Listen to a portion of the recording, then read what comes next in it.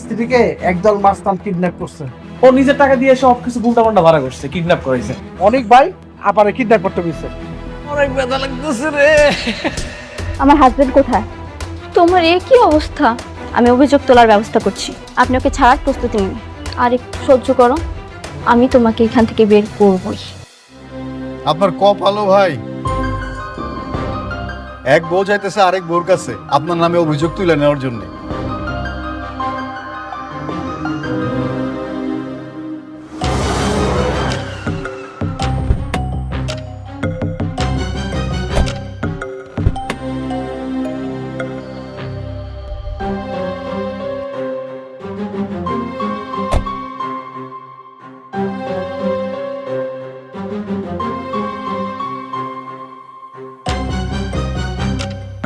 আম্মা, আম্মা,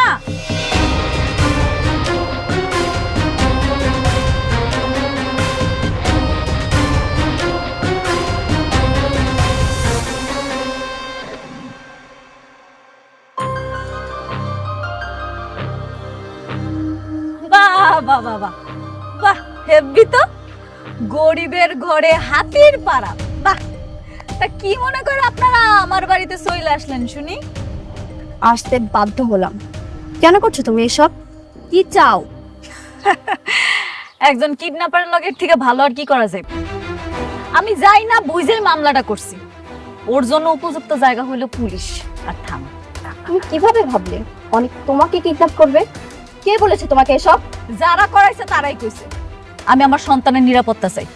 আমার সন্তান পৃথিবীতে আইব না, এর নিরাপত্তা দিব কি? তুমি আমাকে আর অনেককে আলাদা করার জন্য মামলা করেছো, তাই না?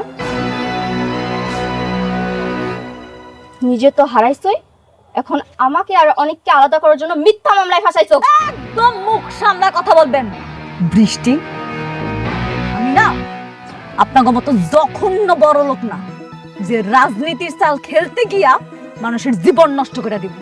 যেটা আমার সাথে ঘটছে আমি ঠিক সেইটাই করছি।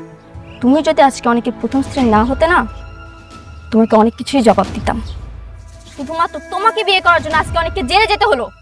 আরে আল্লাহ রে, হাস্যকর আলাপ। আর আমি যদি কেউ শব্দ আপনার, শুধুমাত্র আপনারে বিয়ে করার পর থেকে ওর জীবনের আজকে এই উন্নতি। কোন স্ত্রী তার স্বামীকে মিথ্যা মামলা দিয়ে জেলে দিতে পারে না। অবশ্যই পারে। কেন পারে জানেন?